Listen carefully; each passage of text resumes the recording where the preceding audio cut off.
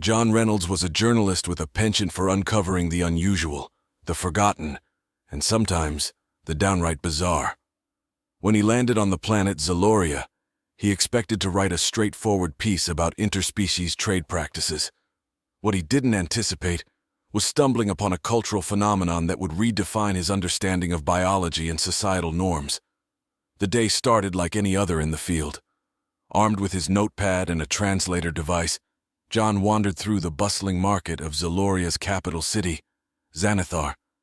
The air was filled with a cacophony of sounds, from the sizzling of exotic street foods being cooked by tentacled chefs to the musical language of the Zellers, who communicated in a series of high-pitched tones and melodic chirps. It was during one such interaction, while trying to secure a sample of the famed crystalline fruit of Zeloria, that John overheard a peculiar conversation. "They just delivered another batch this morning," a feathery Zeller vendor said to her neighbor, a creature resembling a cross between a bear and a squid. "Again? But that's the third time this month!" exclaimed the bear squid, its tentacles flapping in disbelief. John's ears perked up. "Excuse me," he interjected. "Did you say delivered a batch? What kind of batch?" The two vendors looked at each other, then back at John, their expressions morphing into amused curiosity. "The nursery batch," the feathery Zeller replied. "You know, the babies.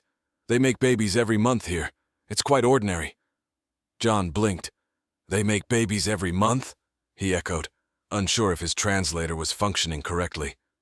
"Yes, of course," the vendor continued, her feathers ruffling slightly as if the fact was as common as the sun rising. "Zealers reproduce monthly.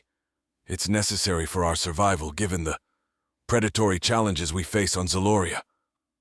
Fascinated and slightly incredulous, John asked if he could learn more about this astonishing reproductive cycle. The vendors directed him to the nearest nursery, a sprawling complex located just a few blocks from the marketplace. As he approached the nursery, the sheer scale of the operation became apparent. The building was enormous, stretching over what seemed like several city blocks, and was bustling with activity. Zelor parents of all shapes and sizes were coming and going, some entering with expectant looks, others leaving with tiny bundles cradled in their arms. Inside, the nursery was even more remarkable. The walls were lined with incubation chambers, each filled with a pulsating light and a small developing Zelor. Caretakers, skilled in both medical and botanical sciences, as John learned, Zelor's biology had a significant plant-based component, moved through the aisles, meticulously checking the progress of each new life form. John was introduced to Lyra, a caretaker who agreed to show him around. "Each of these chambers simulates the perfect growing conditions for our young," Lyra explained. "From conception to birth, the process takes about 3 weeks, culminating in our monthly delivery day." "Amazing," John murmured, scribbling notes furiously. "And all Zelors reproduce this way? Monthly?" "Indeed," Lyra nodded. "It allows our population to thrive despite the many predators that see our young as a delicacy. Speed and numbers are our best defense." As they walked through the facility, John saw rows upon rows of chambers, each marked with dates and tracking numbers. The organization was impeccable, the product of generations of evolution and adaptation. The implications of such a reproductive strategy were vast, both biologically and societally.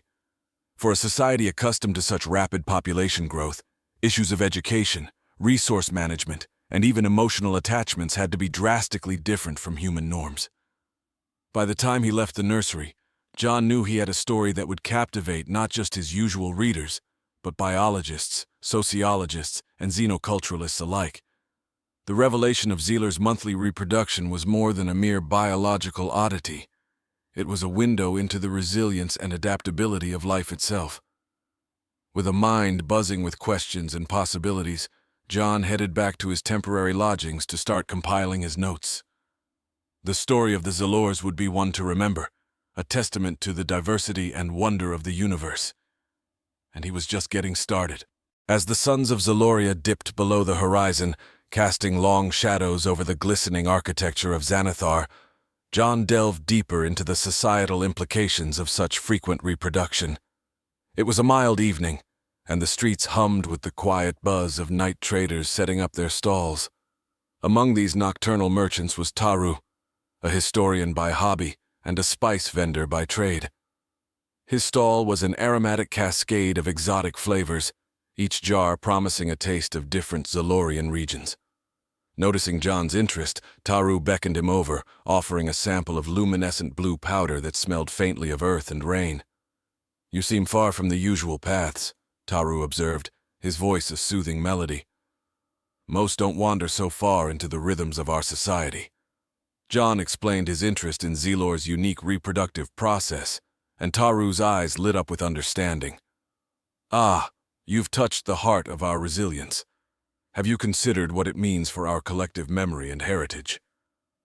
Taru explained that Zaloria's fast-paced generational turnover resulted in a unique form of historical record-keeping. Each month, a new cycle of life begins, and with it, stories are born. We document every significant event digitally in the public memory archive, accessible to all. This constant renewal keeps our society vibrant, but also presents a challenge in preserving the continuity of our cultural identity. This insight piqued John's curiosity, leading him to explore how Zalors maintained a sense of historical continuity. The next day, under the guidance of Taru, he visited one of the many public memory archives. The building was a monumental dome, surfaces inside etched with intricate data patterns that shimmered with iridescent light. Inside, John observed as individuals and families interacted with the archive. A young Zelor touched a panel, and a holographic display sprang to life, showing a visual and auditory reenactment of an ancient Zealer festival. Elders accompanied the younger generations, narrating additional context and pointing out ancestors in the holographic crowd. "The rapid cycle of life does not erase the past but embeds it more deeply into our present," Taru murmured, watching the interaction. "It is a living history, experienced and re-experienced, keeping the past alive with every new generation." The visit to the archive only added layers to John's understanding. The Zealers did not just reproduce physically at a staggering rate. They reproduced their culture, their history, and their very essence with equal fervor, ensuring that no knowledge was lost to the voracious march of time. Leaving the archive, John felt a mix of awe and melancholy. The beauty of Zaloria's societal model was undeniable, but so was its fragility. With each month bringing a new wave of life, the pressure to integrate and educate the new generations was immense. As night fell once more on Xanathar, John sat at a small cafe overlooking the city's luminous canals. His datapad was open in front of him, a blank document glowing softly.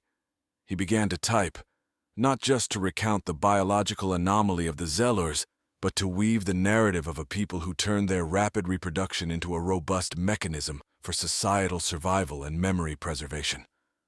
The story, John realized, was more than a piece about an alien reproduction. It was about the adaptability and resilience of life, about the power of society to evolve mechanisms for survival that were as intricate and profound as the biological processes that fueled them. The city of Xanathar never truly slept, and neither did its inhabitants' quest for innovation and sustainability, a necessity dictated by the constant influx of new lives. As John ventured into the technological heart of the city, he discovered another layer of Zaloria's adaptation, the nexus of nurturing technologies. This center, a sprawling complex pulsating with energy, was dedicated to the development of educational and environmental tech designed to keep pace with the monthly population surge. Inside the nexus, John met Dr. Celis, a Zeller engineer whose life's work focused on developing scalable educational systems.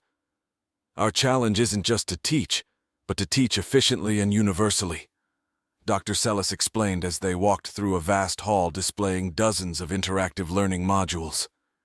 Each module here is designed to adapt to the learner's pace and style, ensuring that even our youngest can reach educational maturity at an accelerated rate. The modules were a symphony of technology and psychology, each interaction tailor-made to its user. Children as young as a few weeks old interacted with holographic data streams, absorbing complex information through patterns of light and sound that were beyond human comprehension.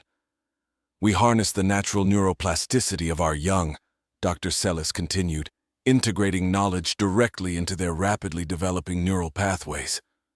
John observed a group of toddlers who engaged in what looked like advanced calculus, their eyes following the swirling numbers and shapes that danced before them. It was a sight both inspiring and unsettling. The speed at which they learned was phenomenal, but it brought to the fore questions about the pace of life itself and whether such speed was a boon or a burden. Beyond education, the Nexus also addressed ecological concerns. Zaloria's rapid population growth demanded not only intellectual but also physical sustenance. The next stop was the agricultural wing, where biotechnologists engineered crops that grew at an accelerated rate, synchronized with the population's needs. Vast vertical farms towered overhead, bathed in artificial light that mimicked the optimal conditions for growth.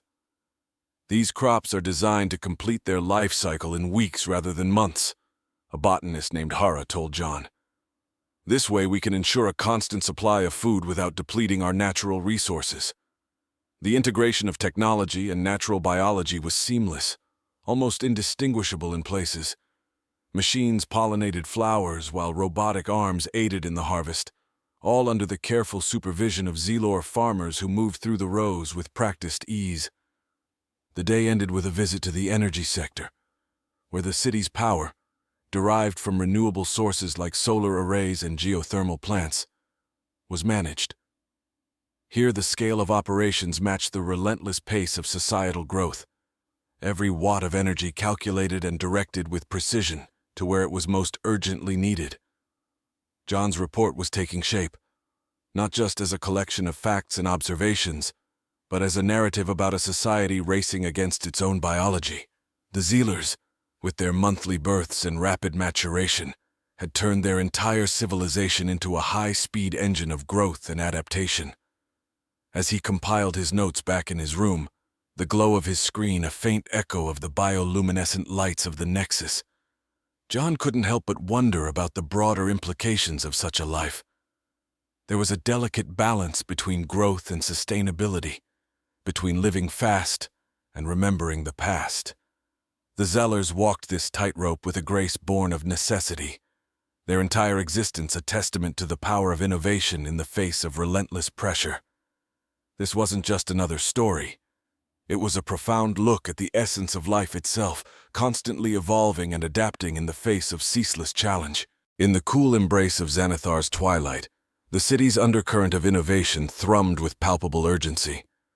John's exploration led him next to the Cultural Integration Sphere, or CIS, a place where Zalorian art, music, and history merged with the latest technological advancements to educate the rapidly maturing populace about their heritage. This integration was crucial in preventing cultural dilution amidst their frantic pace of life. At the CIS, John was greeted by Mira, a curator whose very essence seemed interwoven with the threads of Zelor's past. She guided him through a gallery where ancient artifacts were not just displayed, but were brought to life through augmented reality, allowing visitors to experience historical events as if they were there. "It's essential for our people to connect with their roots," Mira explained, gesturing to a group of children who were virtually participating in the reconstruction of an ancient city. This way, they learn not just through observation but through experience. The fusion of sensory information and historical data was mesmerizing. Children and adults alike walked through reenactments of great battles, pivotal discoveries, and cultural milestones, each program designed to impart a deep sense of identity and continuity.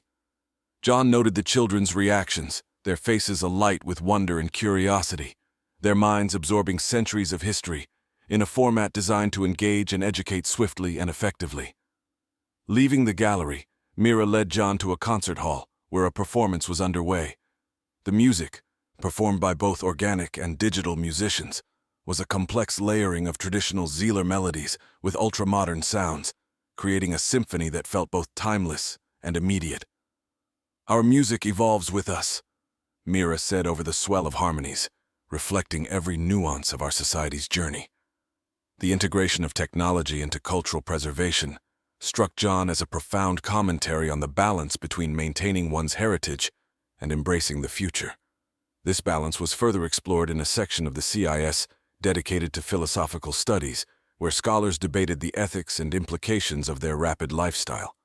Here, in spirited discussions and heated debates, the philosophical underpinnings of Zalorian society were laid bare. John was drawn to a particular discussion about the ethics of speed, where intellectuals argued about the cost of their relentless pace on individual well-being. Our lifespan is shorter than most species, and thus we live fiercely, one philosopher posited. But must we consider slowing our biological clocks, integrating longer periods of reflection into our lives? This question seemed to resonate deeply with many in attendance, reflecting a societal self-awareness that was as critical as it was compelling. These philosophical explorations provided John with a crucial understanding of the Zalorian psyche. They were not merely biological curiosities, but a people deeply introspective about their place in the cosmos and the consequences of their evolutionary choices. As the night deepened, the discussions in the CIS waned, and John found himself in a quiet garden on the premises, pondering the complexity of Zealer society. The balance they struck between rapid advancement and the retention of their cultural identity was not just a survival mechanism, but a deliberate choice to thrive amidst the challenges of their environment. This aspect of his story, John realized, would resonate not just with those interested in alien cultures, but also with any civilization grappling with the consequences of rapid technological and social change. It was a universal tale of adaptation, identity, and the relentless pursuit of continuity against the backdrop of relentless change.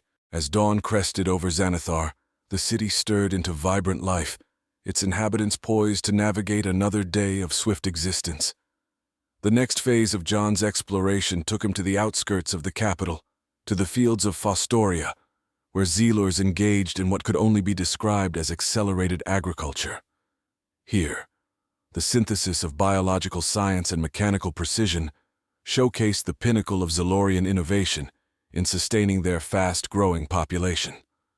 Accompanied by Drina, an agricultural engineer, John traversed the fields that stretched endlessly, golden crops swaying rhythmically to the tune of technological serenades. These fields were not ordinary. They were a testbed for the latest genetic modifications and agricultural drones that monitored and adjusted environmental conditions in real time.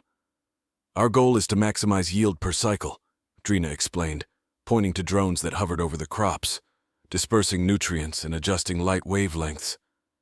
With each monthly birth wave, the demand for food spikes, and we must be ready. The fields were segmented into experimental zones, each exploring different agricultural strategies. In one zone, plants grew to maturity in mere days, their growth expedited by genetic tweaks that optimized photosynthesis. In another, robotic pollinators buzzed between flowers, their efficiency surpassing that of any natural pollinator. As he watched, John noted the seamless interaction between technology and nature, a dance of creation that sustained an entire civilization. Yet, the reliance on such technology brought with it questions of dependency and the risks of systemic failures. These thoughts lingered as he interviewed workers and scientists, who expressed a mix of pride in their achievements and concern for their heavy reliance on technology to meet basic needs. Leaving the fields behind, John ventured into the city's medical sector, intrigued by how Zalorian healthcare managed the well-being of such a rapidly developing populace. The medical facilities, vast and bustling, were equipped with advanced diagnostic and treatment technologies designed for swift care. Here, he met with Kayla, a physician specializing in accelerated pediatric care. Our medical system is tailored to handle rapid developmental stages, she explained, as they walked past rooms where young Zalors underwent full-body scans. From birth, each Zalor is monitored and their health data integrated into a planetary network. This allows us to preemptively address potential health issues before they manifest. John was shown a simulation room where medical students learned surgical techniques in a hyper-realistic environment, preparing them to perform surgeries that might one day save lives in a fraction of the time required in other worlds. Every second counts here, not just in life, but in learning and applying knowledge, Kayla added, highlighting the intense pressure and high stakes of their medical training. As the day waned, John's mind buzzed with the enormity of what he had witnessed. The Zealers' embrace of technology extended into every facet of their existence, from their fields to their clinics, creating a society that was not only rapidly evolving, but also rapidly adapting to its own innovations. Under the fading light, John reflected on the interconnectedness of all he had seen. The educational, agricultural, and medical advancements were not isolated phenomena, but interconnected cogs in a larger societal machine designed to sustain the rapid cycle of life and growth. Each sector not only supported the physical needs of the populace, but also their intellectual and cultural aspirations. This holistic approach, John realized, was the essence of the story he was now burning to tell, a narrative of a society that did not merely survive its harsh conditions, but thrived by weaving technology and tradition into the fabric of its very existence. The challenge now was to convey the profound lessons of Zeloria to a galaxy that, perhaps, had much to learn from them. In the quiet of early morning, as the first light painted the edges of Xanathar's skyline, John found himself at a vantage point overlooking the city. From here, the pulsating heart of Zeloria was visible, a city alive with the rhythm of rapid growth and boundless energy. He had witnessed firsthand the breathtaking scale of their adaptability and innovation, a narrative so rich and layered that it seemed to echo across the cosmos. As he prepared to compile his final observations, John visited the governance sphere, where the leaders of Zeloria managed the delicate balance of their civilization. This was no ordinary political arena. It was a dynamic forum where algorithms and public opinion polls adjusted policies in real time, ensuring that governance itself was as adaptive as the people it served. Here, John was introduced to Premier Zan, who represented the pinnacle of Zealer leadership. Zan, with a demeanor both serene and astute, discussed the challenges of leading a fast-evolving populace. "Governance here must be fluid," Zan explained. "Our laws, our policies, they must evolve as quickly as our children do. We use advanced predictive models to foresee societal needs and adjust accordingly." This adaptability was crucial not just in domestic policy, but also in how Zeloria interacted with other planets and species. "Diplomacy at the speed of life," Zan called it, describing the rapid negotiations and agreements that adapted to the shifting dynamics of interstellar politics and economics. John's visit concluded with a session in the Legislative Assembly, where he observed the rapid-fire debate and decision-making process, a whirlwind of voices and data that somehow coalesced into coherent and effective legislation. It was democracy accelerated to a pace unimaginable on Earth. Yet it worked seamlessly here, underpinned by technology and a collective commitment to the common good. As he returned to his temporary residence to gather his thoughts and data, John realized that his report had morphed into something far greater than a simple journalistic article. It was a comprehensive portrait of a society that had mastered the art of rapid adaptation, not out of reckless ambition, but from a necessity born of their unique conditions. The final piece, as he wrote it, did not just detail the mechanics of Zelorian life, but also reflected on the philosophical and existential questions that arose from such an existence. How did one value life in a society where the pace was so frenetic? What lessons could other civilizations learn from Zeloria about sustainability, education, and governance? John framed his story within these questions, aiming to offer not just insight, but also inspiration. As he transmitted his final draft to his editor, he felt a profound connection to the story he had told. It was a narrative bound by the universal themes of life, adaptation, and survival, themes that resonated across species and star systems. As the twin suns of Zeloria set, casting long shadows and bathing the city in a soft, golden light, John took one last look at the bustling streets and soaring towers of Xanathar. He knew he was leaving behind a planet that was a testament to what was possible when life embraced its challenges with vigor and vision. His report, titled, "They Make Babies Every Month," a tale of Zelorian resilience and innovation, was ready to be shared with the galaxy, offering a glimpse into the life of a people who had turned the rhythm of their biology into a symphony of progress and prosperity. The story of Zeloria, John hoped, would echo far and wide, a beacon of adaptability and ingenuity in the vast starry expanse of the universe.